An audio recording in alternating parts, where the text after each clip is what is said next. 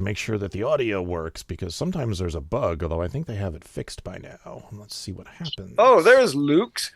And is it starting? Yep, we have audio. All right, and I don't recognize the other fella there, Ben. Oh, I'm new. Hello.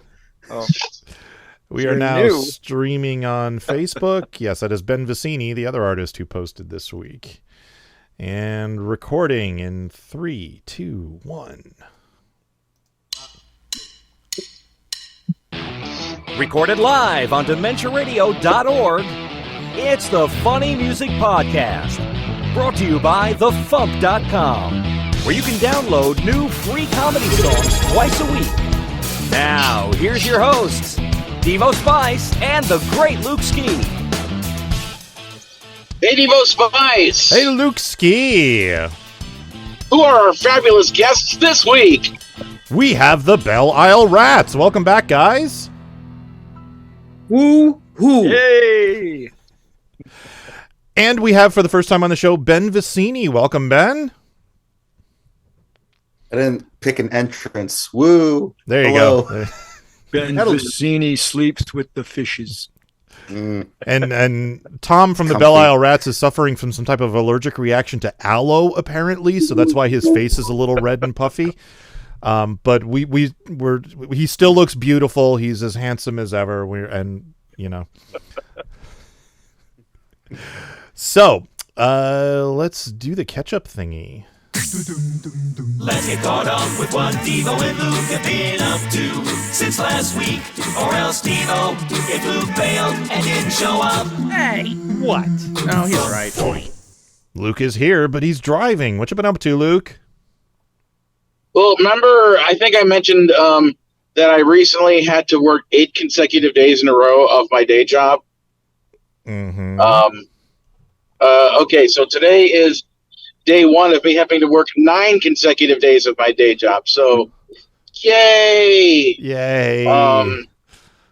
I realize, not everybody has a job, and that is, I should appreciate that I'm employed, but, it's, I didn't abandon my family and friends in the Midwest so I could come out here and deliver weed for a living. So it's hard for me to get psyched about the fact that I'm doing this and not being a storyboard artist. So, anyway, on Sunday, me and my girlfriend Kalani, she took me out for a birthday dinner, and she was like, "Where do you want to go for your birthday?" And I said, "I know, let's go to Goofy's Kitchen." And if you don't know what that is, it's a restaurant that's located inside the Disneyland Hotel. And it's basically a buffet style. And they have, a handful of the, costumed characters there.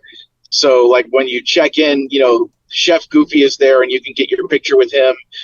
And then you can go have the dinner. And then a bunch of other characters are just kind of popping around and, stop by and visit everyone at their tables over the course of, the whatever 60 to 90 minutes you're hanging out there eating food. And the food is really good. It's not like, it's I mean, it's an expensive buffet, but it's a high quality buffet.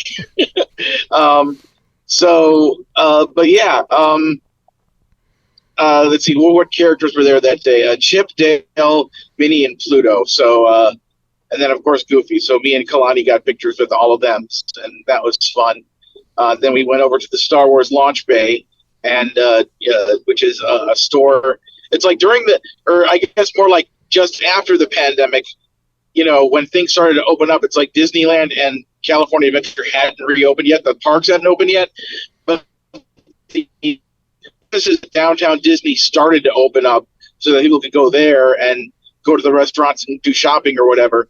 So they got really smart and took the building, which used to be a Rainforest Cafe, and converted it to look like kind of like the rebel bases, like on Yavin 4, like when they're kind of in a jungle and there's a temple thing, but it's their base. Yeah. So they converted that into the Star Wars launch bay, and basically took a whole bunch of the park merchandise that's Star Wars related and made it out to where the general public could buy it, which is like, brilliant, obvious thing to do so that they can make money off of the Star Wars fans.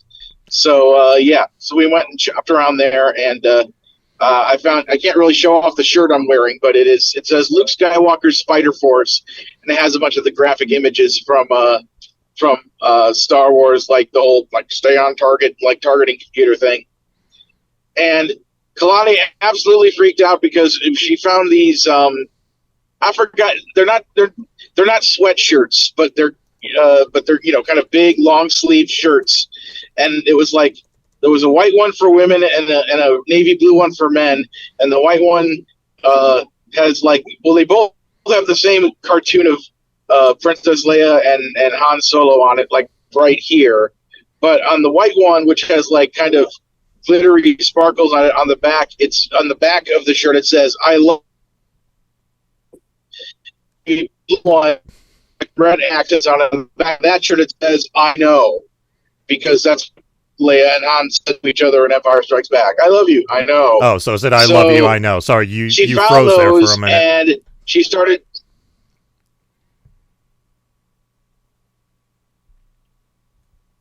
Okay, I didn't catch any of that. Oh, maybe the bandwidth problems might be on my end. Oh yeah, look at that. My bandwidth just dropped to 0. That's always fun. Can you hear me, Luke? It looks like it's I can hear you. Can you hear me? Okay. Yeah. Sorry. I gotta call Optimum. This is unacceptable. This is just anyway, continue. So anyway, she saw those two things with the "I love you, I know" thing, and she's like, "If I got these, would you wear the Han I know shirt to the party?" I'm like, "Yeah." Because wearing a shirt is not a skill. You just put it on and it makes somebody else happy, and the end of the story. So she was just giddy to be able to buy this thing so that we could wear our couple's shirt thing, because she's never she's never in a relationship with somebody who's willing to do something like that. It's like, okay, it's like It's like I'm winning at a limbo game where the bar is like way the hell up there. I'm like, this is too easy. What? How have you not dated other guys who are into Star Wars? Everybody loves Star Wars. Why is it anyway? So and then then I went back to work for a day, and then I went and picked up Stephanie Wild during I've known her since 1998, and we realized that the 20th anniversary of the first year she and I with Disney theme park together. So, and she is in town for the NAMM convention, the National Organization Mickey Mouse, musicians, merchants, or something like that. For people who work on the road with tours and Broadway and stuff like that, backstage people and musicians and everything. So she's she likes to come to that event whenever it happens, and it's in Anaheim at the convention center right across the street from the Disney parks. So she showed up early so that we could go hang out at the parks for 2 days. She went there today, and she actually ran into Bermuda. I saw that. So I saw the was picture cool. she posted.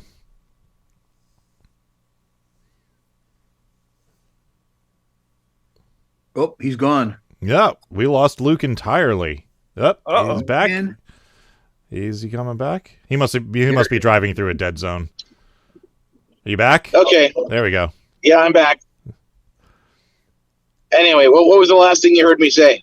You that Stephanie ran into Bermuda, and I said I saw the picture that she posted, and then you disappeared. Yeah. So basically we spent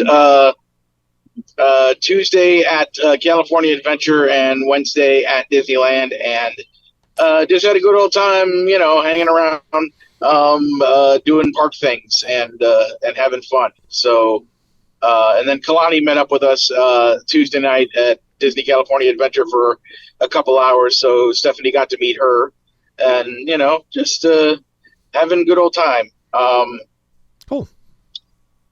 Yeah. So I'm very old. My feet were hurting very much a lot, at the end of the first day and through most of the second day. So I need to lose weight. so that I have less weight up here, so that there's less pressure on my feet. Because I want to be able to continue to go to theme parks and not be in that much pain on a regular basis. Yeah. So yeah, that's a thing. Just I got a new Mandalorian hat. And I got an Ahsoka themed magic band, which is like the little electronic thingy you can use to check onto the rides and stuff like that. So that's about it. And I announced a whole bunch of MarsCon stuff, which I'm sure we'll talk about in the news. So, but we'll save that for the news. So what are you up to, Devo Spice? Well, I have, and brace yourselves, this is so exciting. I've been doing year-end tax forms for the FuMP. Woo! Like, Yeah. We're so jealous. Filing 1099s for 115 different artists, one at a time. Boy, is that exciting! Yeah. Makes you want to get up and stretch. So I finished that today. There's still like 4 or 5 stragglers. I'm still waiting on their W-9s so that I can fill out the forms and everything. But, oh, God, it's the IRS makes you report royalties at $10. Like, for contract employees, it's a $600 threshold. Royalties, $10. So basically, anybody I paid last year, I have to send them a 1099. It's stupid. So I like to think about, back at the end of like 2007 or 2008, you only had to do that for like 12, 15 people. Well, and now you have to do it. The first year I did it, I thought the threshold was 600, so I only did it for like a dozen people. Yeah. And then like 3 or 4 years later, I learned that the threshold was $10, and I went, oh, I'm like, okay. So I went back and, got everything sorted, but yeah. Well, the government has figured out how much money there is in the comedy music market is the deal. Yeah, there's not a lot. I can prove to them there's not a lot. What were they thinking? I mean, I have no idea. I don't know why the threshold for royalties is so low. It doesn't make any sense. Yeah, all those fat cats in the funny music industry. Yeah. Like, I would just picture, like, because I remember Emo Phillips showing his royalty check for UHF. It was for like 22 cents or something like that. And I'm like I'm just picturing all of these people getting 1099s for like 85 different movie productions that they were in, where they each made like $17 on it. And I'm like, God, the paperwork they're creating for this is just ridiculous. But I had a royalty check for some Christmas songs I published a couple years ago. It was like 13 cents. Just the check, I'm sure, was worth more than 13 cents. Yeah, see, I don't even pay people if their balance doesn't exceed $10. Like, I just roll it over until it hits $10 because it's not worth it. I think that's what they do now. But other than that, thank you, Mike Bolly, for subscribing with Prime, and also I believe Wildcard subscribed like when the opening credits were going. Yes, he did. Thank you, Wildcard. Both subscribing with Prime to our wonderful Twitch channel here. Thank you, guys. So the other thing, I've been looking for a job, because I got laid off a few weeks ago. But other than that, I've just been, balls to the wall applying for acting jobs. because I don't have to worry about getting days off to go film. So I've just been like, yeah, I qualify for that. Sure. Here's, send them my resume and my reel and see what happens. And, nothing has come of it yet, but we'll see. I just this evening before the show, I did a webinar with a casting director where I got to perform a scene for her, and she really liked it. So, we'll see if anything comes of that, but doing my best with what I got. Man, you get one national commercial, and that could set you up for a long time. Right? Yeah. I actually just applied for a commercial yesterday, so wish me luck. I have a friend, one of the guys who goes to my church, this guy Michael, he's been struggling out here. He got a national commercial, and man, it put a lot of money in his pocket. Oh man, I just saw an article recently that who is that? Flo, the progressive gal, Oh, she's got to be loaded. is Oh yeah. swimming in money. Yeah. And she was like really on the skids, and then this thing just landed in her lap, and it sounds like she literally almost overnight just went from nothing to more money than she knew what to do with. Yeah, because once you become like a spokesperson for a brand, and you like, the longer that goes on, the more money you make. Yeah. So, Rats, what have you guys been up to?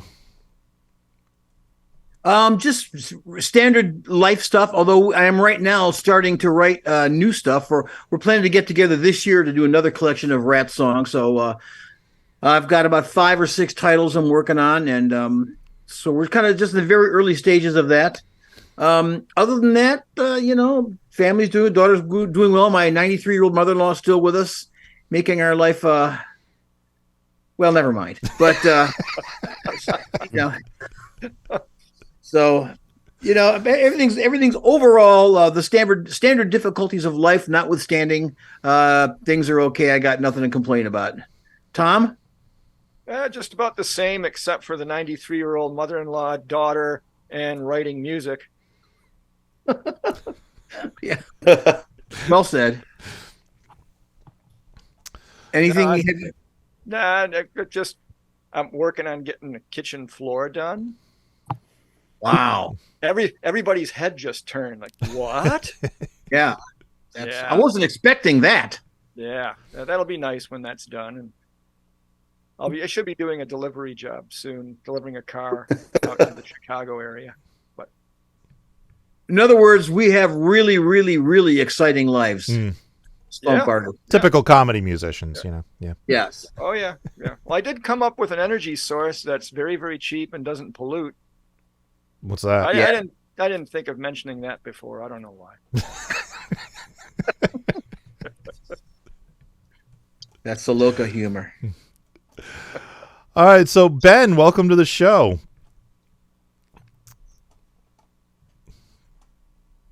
Did we lose Ben? Nope, there he is. He's back. Hi, Ben. Welcome to the show. Hey. So sorry, I might need to switch to my phone in a second, but yeah. Oh, okay. No problem. I was just gonna say, what have you been up to? While my internet is still here, not much. I'm in a bit of a break right now. I was working pretty much every day for like 3 months or so, but I do like 5 different jobs, so that was fun. Just constantly switching my schedule. Yeah, so I've got a break right now. I'm planning some shows coming up where I'm like, I play drums also, so I'm drumming for some stuff coming up. And I've got a monthly show I do the first Friday of every month in San Francisco, which is pretty fun.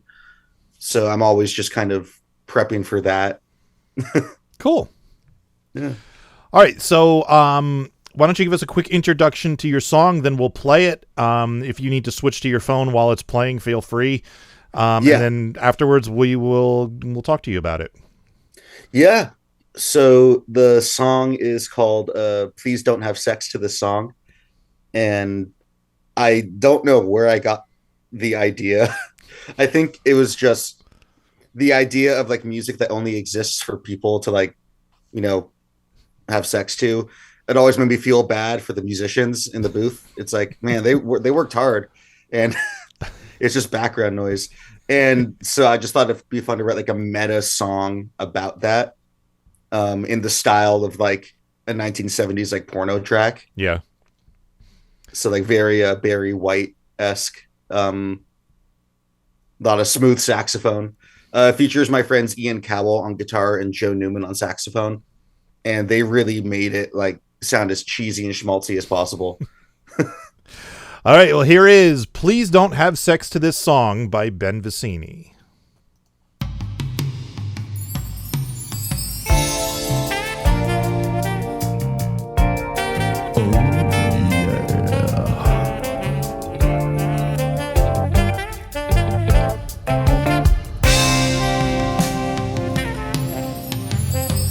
Lights down, light a candle, romance is all around, manhandling time, but before you pound,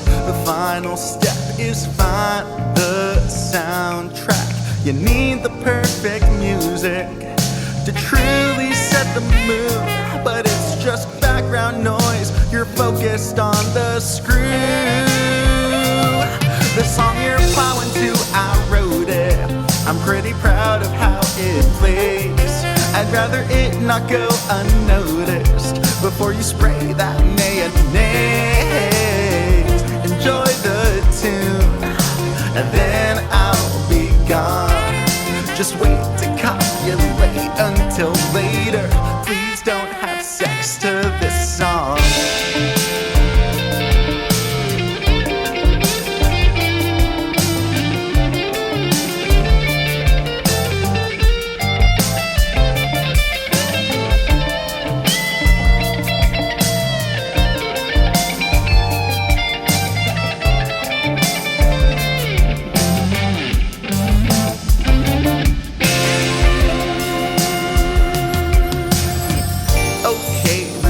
I'm interrupting you getting late, but this song, it took a lot of effort to get made, so just take a break from fucking to appreciate it. You wanna lick their fun parts, a ticket to Tongue Town. Well, I want to. Your body's up and down. This wasn't meant for fornication. It's kinda weird you chose it at all. Just need a little affirmation. Don't give me musical blue balls. Just hold out, it's less than 5 minutes long. You wouldn't last as long as the song did. Please don't have sex to this song. Make no deposits, please pause it. You can no pants dance if you actually dance. No downstairs pleasure until the last measure. No edging or coming if a melody's humming. No guts rearranged during the key change. I have a lot of personal issues, a ton of insecurities. My music being unrelatable, people not listening to me. On top of that, nobody's doinked on my dong. If I can't get some, screw you, neither can you. Please don't have sex to this song, is getting way too meta.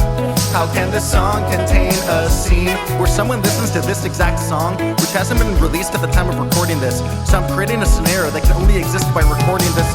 Fuck it. Cause deep down, you know it's wrong to drown this out with bony, groaning moans. Please don't have sex to this song.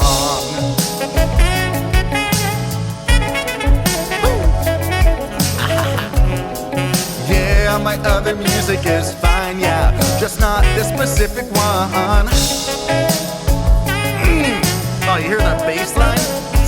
Yeah, took a while to write. Whoa, whoa, whoa, pull that out of there. We still have 30 seconds left. Little hungry hippos, you.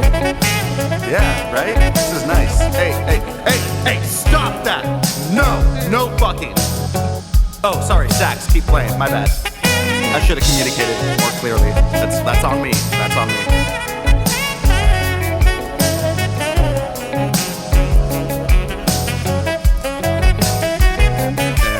And that's the song. Oh, you started fucking right as it ended. Oh. Okay, I'm just gonna go. I shouldn't be here. I love the whole concept of this song. Kudos. That was just a top-notch concept. Oh, thank you. So, since this is your first time on the show, give us the lowdown, who you are, where you're from, what you do, all of that good stuff. Yeah, just double checking my audio is coming through right now. Yep, loud and clear. Okay, cool. Yeah. My name's Ben. I come from the Bay Area, like near San Francisco, California.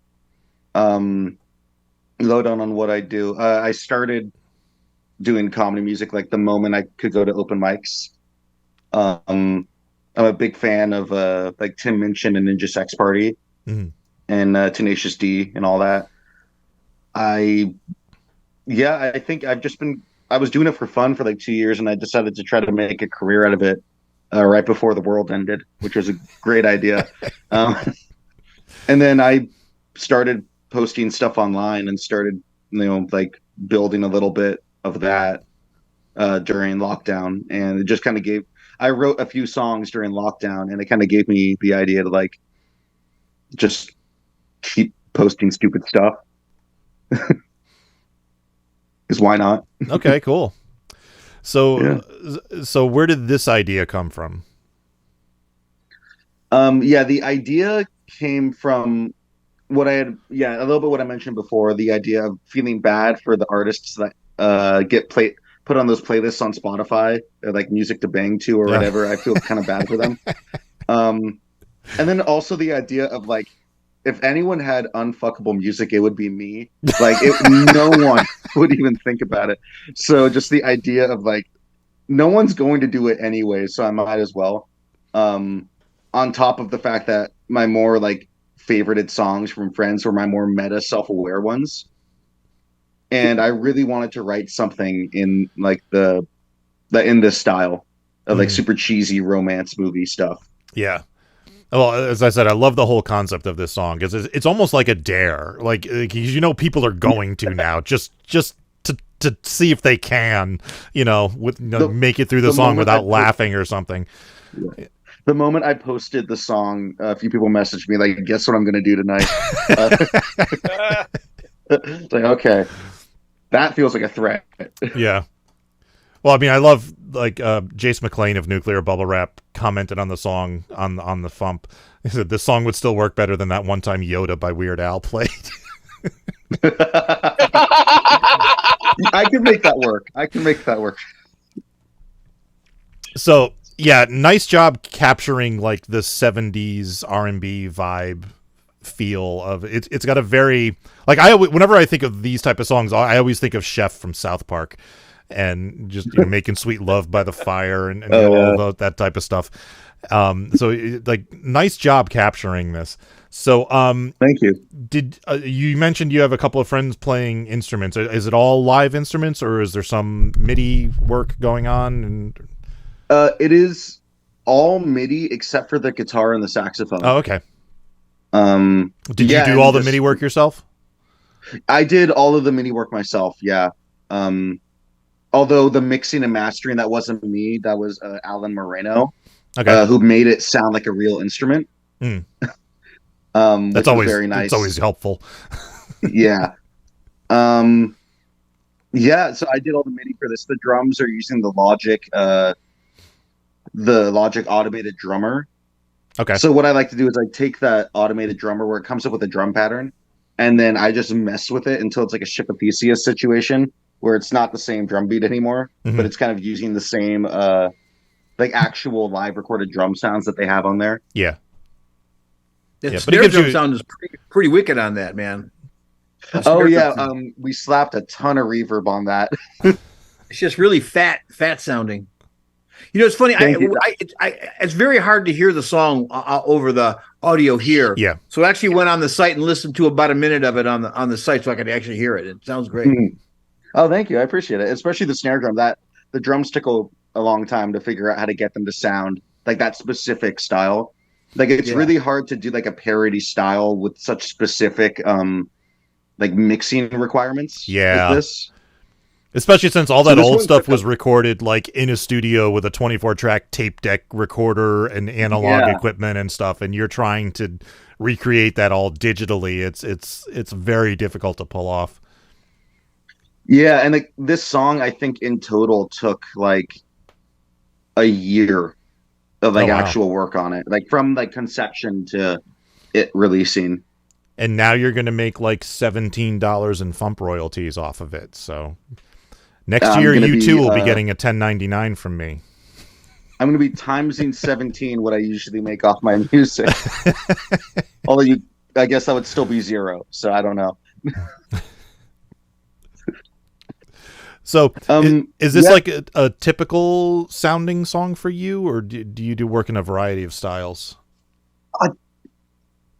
I would yes and no. I haven't written anything else in this genre. of like that, or the genre of music. Mhm. I would say lyrically, it's very much in line with what I do. I'm very self-referential. Okay. Very like musical theater coded, as the kids say. Mhm. My joke whenever I do like stand up is I'm a poorly closeted theater kid. Because you can tell. So a lot of my stuff is like very lyric heavy, and I kind of like having like a lot of like fast paced lyrics, but mixed in with like music theory stuff because I went to school for music for a couple years. Mhm. So it's really fun to like have people go, "That's funny," but also the song is good. So if it's not funny, then At least the least song the is music good. is If it's not funny, you know. Yeah. I'll hit one of the fronts. Yeah. But then you can also do like music jokes that only people like Mike would get. Oh yeah, like so there's a joke in that song where I play like a da da da da da da da. I don't know if you know what the lick is in jazz music, but No. that's Yeah, I know it's. I don't know what it. I know. I don't know the label, but I know there's. It's kind of a cliche lick. yeah. So it's called the lick, and I say that part like I want to lick your body, but I say I want to da da da da da da your body. That Clever. joke was for like 5 of my friends, and so that are in like their music school that I went to with. Musical inside musical jokes are the best. Yeah, it's like to anyone else, they're like, I don't get it, and then 5 people are like praising me, while everyone else is like, okay, sure. And that's kind of what I'm aiming for, to alienate as many people as possible. There you go. Yeah. That's how It's you like make one a of the- career we- in comedy One of the music. things that we've done is like take like a really heavy rock groove and then end it with a really clean like major 7th chord at the end of it. You know. It's really Yes. happy. Yeah. Oh my You know? God. Musical jokes. Stuff like that is so funny. I love sneaking stuff like that in. I love sneaking music theory jokes that only other music theory kids would get. It's my favorite thing to like sneak a few of those in every song, like an Easter egg. It's always good to curate that audience. You know what I mean? Yeah. On the album that's off of called Ben SFW, which is all sex songs, one of the songs I threw in the guitar lick from Buddy Holly by Weezer. Like I just snuck it in there. So I love doing like sneaking Easter eggs like that in. Nice. Awesome. I forgot to mention at the beginning of the show, the title of this week's episode is Stranger Bed. So your job is to work that into our conversation somehow. So Okay. What's the episode number today? I believe it is 710. I make note of such things. 710 of the stupid show. As I like to say, it's the podcast with more episodes than listeners. Yes. We've been doing this for what, 14 years now? Something like that. When we started this at about 2010 in the summer, I believe. So yeah, about 14 years. Any of those years you ever spend time in a stranger's bed? See, that was smooth, easy. There you go. See, that's what, What was that, Luke? I was gonna say that's the music that plays behind, all those kids from Hawkins, Indiana. That's the Stranger Bed.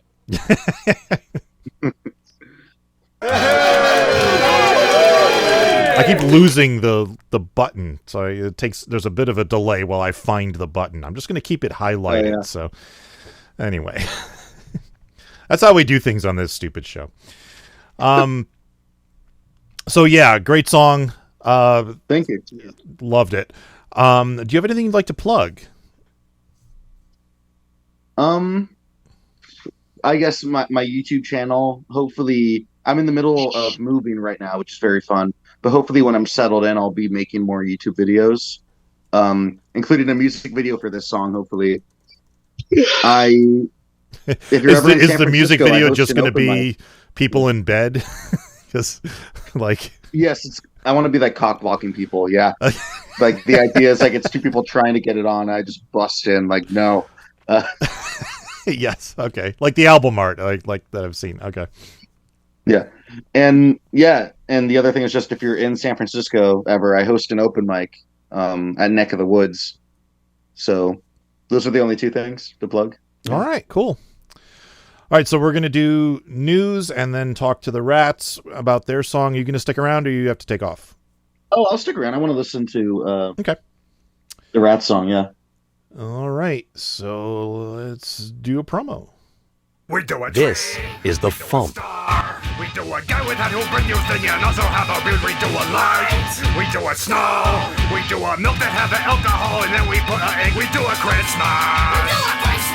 We do a Christmas. It's hard to stay pleasant when your holiday's stressing. It's hard to stay pleasant when your holiday's stressing. It's a Christmas. It's a mess. It's a mess. It's a Christmas. Da-da-da-dee-dee-dees. Nothing. All I get is nothing. That's the Funny Music Project at thefump.com. THEFUMP.com. Selling out. I'd rather call it compromise. It's easy to do. Sometimes you have to close your eyes. It's not so hard. Being rich is no disgrace. To find a buyer for you. Put on your shoes and join the race.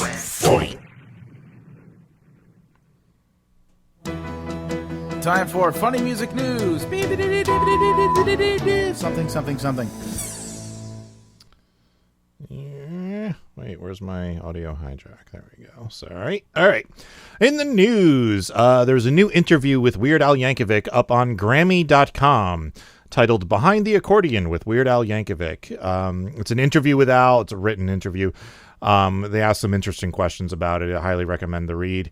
Look over to Grammy.com for this interview. And Matty J. Moose is leaving Psychostick. They're citing creative differences, although they went out of their way to say that they're parting on good terms. They're all still friends and everything. Matt has 2 shows left with the band. They're going to be performing on March 8th in Columbus, Ohio, and on March 9th in Flint, Michigan. And those will be like going away parties for Matty, so he will be missed. And for some reason, the FuMP Volume 97 was removed from Spotify. So I have my distributor looking into that. I suspect it's because there's a Lemon Demon song on it, and Spotify like automatically flags anything with a Lemon Demon song on it. Because apparently years ago, somebody was impersonating Lemon Demon and just putting a whole bunch of songs up on Spotify pretending to be him so they could get his royalties. So they have him flagged. All right, that's all the news I got. Luke, you want to talk about MarsCon? Yeah, could you go to MarsConComedy.com and basically, since I'm driving, you could just read the main entry there on the main page. Announcing the MarsCon 2024 comedy music track. You know what? I can actually put this on this. No, I can't put it on the screen. All right, never mind. The world's longest running fandom convention comedy music concert series is almost here, announcing the MarsCon 2024 comedy music track with guest of honor Andy Merrill. That would be the voice of Brack, for those of you who don't recognize the name. Performing at MarsCon for the first time, Jake Duar. And returning favorites Worm Quartet, The Great Luke Ski, TV's Kyle and Linzilla, Insane Ian, Power Salad, Nuclear Bubble Wrap, Holy Bong Water, and Meow Meme. As well as these events, Table 27, selling CDs and merch by all of our performers, the Space Oddity Music Club and Brew Pub, hosted by Beth Kinderman, Dave Stagner, and friends, and Kyle and Luke Talk About Tunes Podcast Live, hosted by TV's Kyle and Luke Ski, and Q&A with guest of honor Andy Merrill. Plus, Dumb Parody Ideas Contest and the Comedy Music Smackdown Concert, closing out the weekend with all the remaining acts performing funny music covers. MarsCon is taking place March 8th, 9th, and 10th at the Hilton Minneapolis St. Paul Mall of America in Bloomington, Minnesota. For information about the comedy music track, go to MarsConComedy.com. For information about the main website, go to MarsCon.org. Weekend badges are $55 until January 31st, and then they are $70 at the door. Individual day badges will be available as well. You can register at MarsCon.org, and then there's a link to the hotel room block. And the 2023 fundraiser compilation album is now available with 4 hours of live concert excerpts from MarsCon 2023 for only $30. The track list and information and the purchase can be done at MarsConComedy.com. Past year's at fundraisers. The shop page. At the shop page, yes. Click on the shop at the top of the page. The initial goal for this year is $849.17 with a stretch goal of $606.55 and a second stretch goal of $328.64. And they are looking for Table 27 volunteers if you're interested in helping out there. Yes, thank you. Yeah, if you're interested in being a Table 27 volunteer, just email me, thegreatlukesky@gmail.com, and I will forward that to the people who need to know that, which is primarily Ellen Makis, who has been our table runner before, and she's going to do it again. So we, much thanks to her.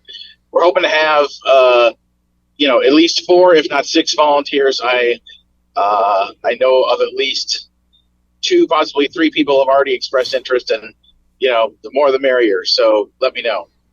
If you want, basically what it is if you're willing to hang out at the table for some amount of time during the Friday night concerts, the Saturday afternoon concerts, and the Sunday afternoon concerts, then you'll get a comped badge for the weekend, so you can save either $55 or $70 depending on how you look at it by donating a little of your time and helping people sell the merch of the acts who were there. So yeah.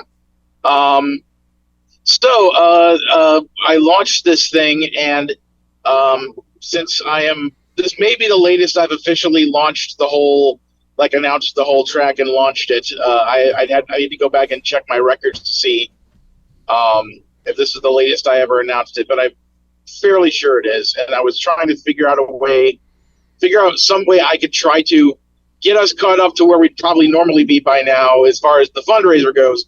And I had an idea.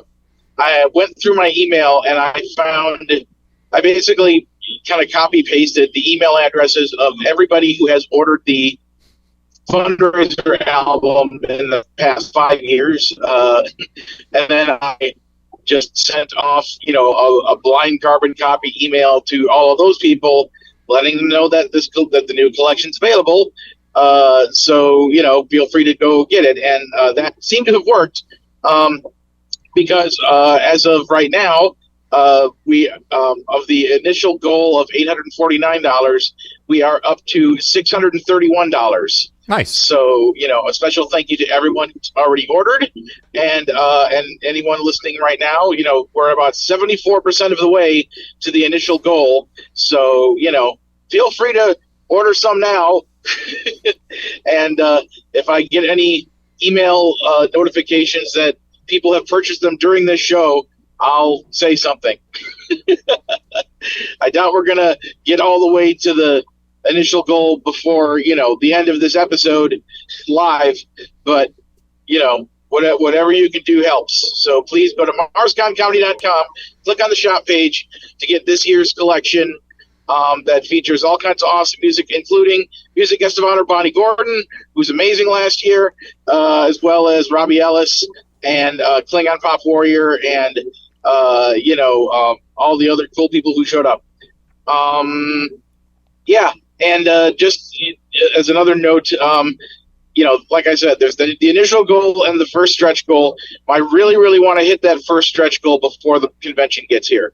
Whether or not we actually hit the second stretch goal, I'm not concerned about that much at all.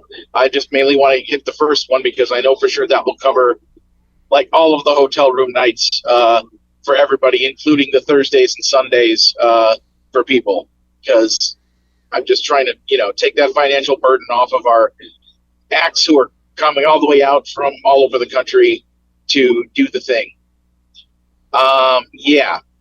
I think that's everything MarsCon related. I did want to say one other little bit of funny music news that I think is, cool. Because, and I know there's a huge brouhaha, and brouhaha is justified, but around this film, but it's not very often a song that is very blatantly a comedy song gets nominated for an Oscar for, best song, for that year. So I just wanted to at least mention that the song "I'm Just Ken" from the Barbie movie got nominated for best song. So I think that's pretty I hadn't even cool. heard that. Okay, good. Yeah. They also nominated from the Barbie movie the song "What Was I Made For," which was made by Billie Eilish and I forgot the name of her co-writer, but yeah, and that's like the more heartfelt, real, emotional feeling, song of the movie,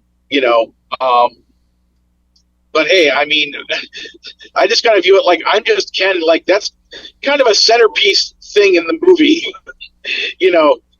It's basically one of the biggest things to happen in the film, towards the end, towards like, Act 3 or whatever. So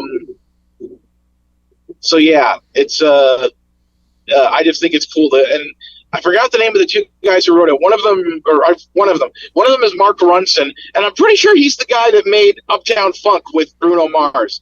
I could be wrong about that. You were correct but yeah. on that. So yeah, I mean, I think it absolutely stinks that they snubbed Greta Gerwig and Margot Robbie and stuff. But, I still think it's cool that, the blatant comedy song of one of the most successful films in, the past several years got a Oscar nomination. I mean, especially considering that, like, I remember when Encanto came out and, like, they, the Disney people, like, they can submit, like, what songs that they want to have potentially be for nomination. And they submitted the, like, I forgot the name of the song, but Las Agüitas, like that, the sad song from Encanto, they submitted that and it got nominated. But we don't talk about Bruno was the song everybody loved. Yes. And everyone was singing and memeing and TikToking. It's like, how do you not, it's like that kind of stuff makes me mad, And like even during the Oscars, they took the time out to do a song break of that song, even though it wasn't nominated, because they had to kind of acknowledge, like, yeah, well, if we want to pretend like we're relevant at all to anybody, who isn't, a boomer or older, we need to acknowledge that this song was a big phenomenon this year. So anyway, I think it's cool that there's a comedy song got nominated. Also, I mean, assuming, based on the statement that Ryan Gosling made, that he doesn't appear to be like boycotting the Oscars or whatever, there's a chance he might perform it live. So that would be epic as hell, because anytime they do something like that on the Oscars, it's always like, go Google the song "Everything Is Awesome" live at the Oscars with Tegan and Sarah and the Lonely Island. That is an amazing live on stage production. So anyway, I'll shut up now so we can get on with the show. All right, tour dates and big shout out to Eclectic Lee, who's vigorously working on the newsletter right now. He got me the tour dates like 5 minutes ago, so that I could announce them. On Sundays on Twitch, 2 Sleeps. Sundays in Nashville, Tennessee, Steve Goody hosting at the Bluebird. On Mondays online, the virtual comedy show with Steve Goody and Brad Tassel. On the 27th in Oakland, California, Phil Johnson and Roadside Attraction. Also on the 27th in Astoria, New York, Carla Ulbrich with Rob Paravonian. I'm going to try to go to that one. On the 29th in Saratoga Springs, New York, Drew Jacobs. On the 1st in Troy, New York, Drew Jacobs. The 2nd through the 3rd in Doylestown, Pennsylvania, Carla Ulbrich. On the 4th online, Escape from the Secret Lab featuring the Consortium of Genius. On the 7th in Voorheesville, New York, Drew Jacobs. On the 9th in Oakland, California, Phil Johnson and Roadside Attraction. On the 9th online, Carla Ulbrich. And on the 10th in Carlsbad, New Jersey, Carla Ulbrich. All right. Rats. Oh, we're on. You're on. Yeah. Tell us how you like to fail. Well, this is a Tom song. This is a Tom vocal song. Like I say, every Rats every batch of songs that we do, Tom does one song. And of course, you know the joke. He's a terrible singer, so he's obviously the best choice for certain songs. And also before that, I'd like to hold up my socks. And now that that's done, I think you can play the song. Every time you say Tom's vocal, it requires finger quotes there. You shouldn't ever say it as though it's actually a vocal. Although it truly is. As you'll hear, it truly is. It's vocal flailing. All right, here is "Oh How I Love to Fail" by the Belle Isle Rats.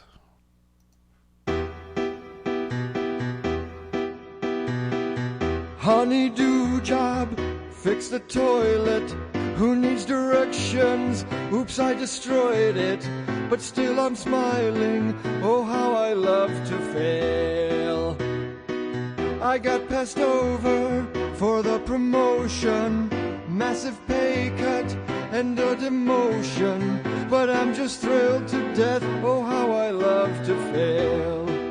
Success is overrated, achievement overstated. I've moved to the nation of lowered expectations. I take joy in blunders, pride in being a fumbler. I enjoy a good fiasco. Final golf match for the trophy. Miss the putt for a quadruple bogey. Pump my fist and say, yes, how I love to fail. Success is overrated, achievement overstated. I've moved to the nation of lowered expectations. I take joy in blunders, pride in being a fumbler. I enjoy a good fiasco. Seems I botch everything I do. No way to avoid it. Since I'll get blamed anyway, I might as well enjoy it. Gourmet dinner from my kitchen, but my guests left with botulism. It's just another day. How I love to fail. Oh, how I love to fail. Oh, how I love to fail.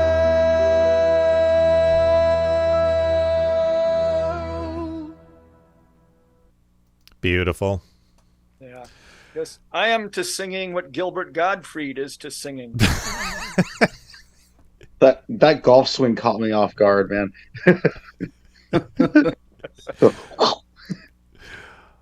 Like over here, all I could hear is Tom's vocal, but I couldn't hear any of the orchestration. But anyway, when you guys are did the same as you did on the website. Okay. When you guys are writing a song, do you like know ahead of time which ones you want to have Tom sing, or does it just kind of happen organically? Well, as the songwriter, I always hear, I go, oh, this is a Tom song for sure. Like we're working on one right now that this is definitely a Tom song. It doesn't require much thought. It pretty much just becomes obvious what he needs to sing and what I'm going to sing. And so there was never much question about it on this. Okay. And this all started with just a title and just the idea. And of course, on the surface, there's the guy singing about how he likes to fail, haha. But there's actually sort of a deeper subtext of reality there that maybe some of us married guys might understand, maybe not. There could be an idea that perhaps sometimes that we get maybe blamed for things we never did. I'm not saying that happens in my marriage. I'm just saying that, sometimes it could be possible that, your wife can't find her keys. So do you know where my keys are? Or she can't find her purse and somehow it's my fault, So there's this sort of a serious subtext underneath the stupidity of the song. And it reminded me of a joke, Tom, that used to told me a couple times is, if a man says something in the forest and nobody's there to hear him, is he still wrong? So if his wife doesn't hear him, Oh, yeah, okay. is Thank he you. still wrong? Yes. So there's that aspect of it, which is just bubbling underneath the surface there, underneath the obvious stupidity of the song. And then musically, being a piano tuner, I get to sit down at a freshly tuned piano several times a day, and I just kind of came up with that piano riff at a tuning. So, this will work. This will be the song. And then it came together pretty quick. Do your clients know you're doing that? They're like, oh, I just came up with a song that I can. My clients hear it. Sometimes they've even told them, I'll go, this is going to make a tune that you won't understand whatsoever. But that's how. And then whenever Tom does his vocal, we sort of go through our ritual, which is we get the microphone out, we clean up the room and make sure there's nothing else going on. We pour we each pour a single malt scotch, and then let the recording hullabaloo begin. Yeah, it's kind of like treating a Civil War wound. Just give the guy a lot of booze. Treating a Civil War. Maybe shove a stick in his mouth to bite on. Yep. And it hit me earlier before this started that we've had didn't we release on the FuMP The Man Who Screwed Up Everything as well? Yeah, a while ago. A theme amongst some of these songs. You got Oh How I Love to Fail, The Man Who Screwed Up Everything, and there's the other one, the Boom Boom, just blowing stuff up. That's one of my favorites entropy in our songs. Yeah, we like things getting broken and falling apart and going to hell. Blow Stuff Up is one of my favorite songs, and not just like one of my favorite Belle Isle Rat songs. It's one of my favorite FuMP songs. Like, I love that song. Wow. Thank you. Yeah, that one does seem to garner attention. Like, I know when my wife comes in the room with a song like that, I know that. Well, I must be honest, even my wife likes it. Yeah. We actually, at the end of that song, there's this big explosion. And we had a huge argument about that explosion. Goes, don't put that explosion. It's going to ruin the whole song because it has this light vibe. No, it's got to have the explosion at the end. So yeah, it has to. Kind of what I'm talking about here. But no, that's Yeah, I totally picked up on the the not so subtle vibes because I can totally relate to that. Yes. My wife is constantly asking me if I did this or I did that, and I'm failing to think of a good example. But it's like, she'll ask me if I ate something that she knows either I don't like or I'm allergic to, even, and I'm like, really, you think I'm the one who did that? Yeah, right. Yeah, I really know where your purse is. Yeah, or like, again, don't get me wrong, love my wife dearly, but my favorite one is I'll be halfway across town at a tuning, and she'll call me. How come I can't really help you with that right now, dear? I'm halfway across town. There's not a whole lot I can do here. Like the cat threw up. Sorry, the cat threw up. I can't do much about it, Clean it up, I guess. Or let it dry and I'll clean it up later. I don't know. Then photos.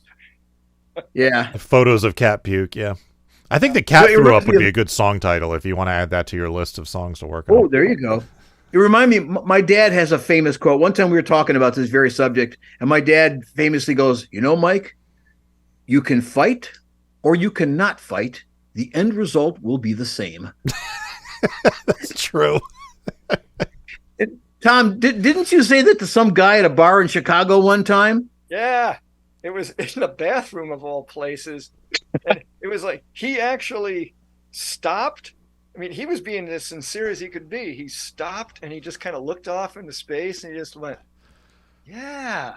like your dad is Socrates or something. It's like truer words have never been spoken. He's like, it's almost like the guy's life took a different trajectory at that moment, all in a Chicago bar bathroom. Well, I got to relate one story relating to Tom. This Tom and my dad. This goes back a long ways when we first were hanging out together. So we used to jam in my basement down there in Warren, Michigan. We're jamming, and Tom farts down there, and he lights up the whole basement. I mean, it's like this wicked bad death cloud, and it was horrific. It had no escape. This is a basement in Michigan in the wintertime, All of a sudden, we hear footsteps. Like, Oh God, no! Someone's going to walk into the death cloud. Because it's my dad. My dad. He goes. He goes. What smells like dog shit down here? And what do? Do I claim ownership for it and save my friend? No. I point at Tom and I go, he did it. Just completely threw him under the bus. Well, at least you didn't say he shit on the floor in the corner over there. Yeah, that's true. And like a flatulent Taliban, I took credit for it. Yeah. Be proud. Yes. Yeah. Yes, them were the good old days. Be proud of things. I don't know. We still fart in basements. It still happens. Oh yeah. I wish I had a basement to fart in. I heard in the West End there's no basements. No, this is the issue with the younger generation. We can't afford houses to have basements to fart in. Yeah. Hey Luke, I've got a question. Are you driving to Boise, Idaho, or something? You've been in the car driving the entire time. I am, and I am literally right now driving through Van Nuys. Oh yes. Right on. I'm on the 405. See, the delivery job I do like once or twice a week. They send me on what they call a dynamic shift, which is they fill my truck full of product and then they send me like an hour and a half away from the valley over in the San Gabriel Valley over by like Ontario and Riverside and stuff. And then I got to spend all my time out there driving around, and then when the shift is done, I have to drive all the way back. So I think it's the world's dumbest business model, but whatever, it's what I have to do. So This week, the timing worked out that my drive back from the San Gabriel Valley coincided with when the FuMPCast was happening, which is why I've been literally driving, the entire just over an hour we've been doing this podcast. It's In my mind, but I also wanted. We all stopped. Somebody talk. Go ahead. Luke, finish what you were saying. Then the other guy.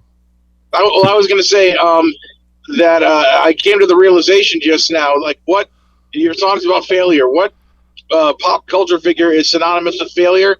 That would be Mr. Charlie Brown. And what's the thing Charlie Brown always says when he fails? Rats. Whoa. Dude, that's deep, man. That's deep. That's a connection, man. Yeah, that's like woo-hoo. Nice catch. I never thought of that in a million years. Like that could be like, potential cover art for your album, like a peanut style drawing of Tom. With a kite in a tree saying rats. Belle Isle rats. I like anyway. So what were you gonna say, Ben? Oh, stupid compared to that. I was just saying, in my imagination, you've just been driving in a circle for an hour. Just been doing donuts in the parking lot. That'd be amusing. I could be like that. Be like Dr. Demento say, I'm driving through the land of dementia. Woo, woo. No, hey, by the way, man, I love the chicken song.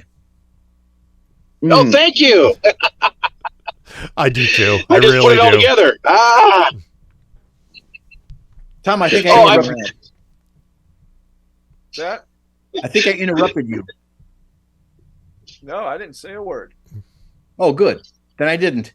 Not that that's not hard to do on the Zoom platform. Yeah, I know. They gotta work on this.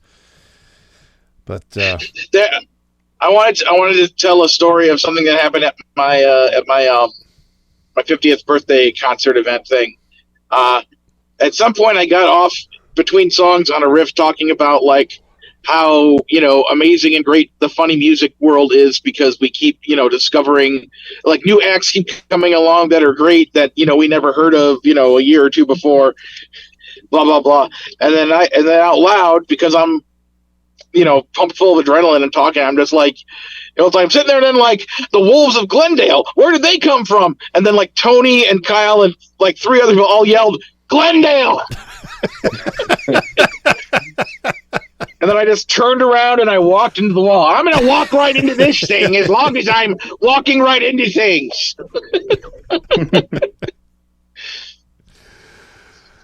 So Rats, you have anything you'd like to plug? Just our songs, belleislerats.com.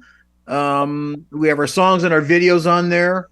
I especially really like our making of video that we did a couple years ago, the making of the 2021 project. And then, all the standard streaming services, Apple Music, Spotify, blah, blah, blah. But other than that, we don't do shows or anything like that. We're basically, we're motivated enough to write and record some songs, but not motivated enough to actually do them live. So, belleislerats.com. And that's, Tom, anything you want to promote? Oh, you did your usual exemplary job at the end of the show here. That's good. it. Yeah. All right. Let's do some feedback. Making the internet absolutely ridiculous. Dementia Radio. www.dementiaradio.org. Port 8027. Please hang up and try again. This is the part where there's feedback. Feedback. You know that segment of the show we do about now? Feedback. Feedback.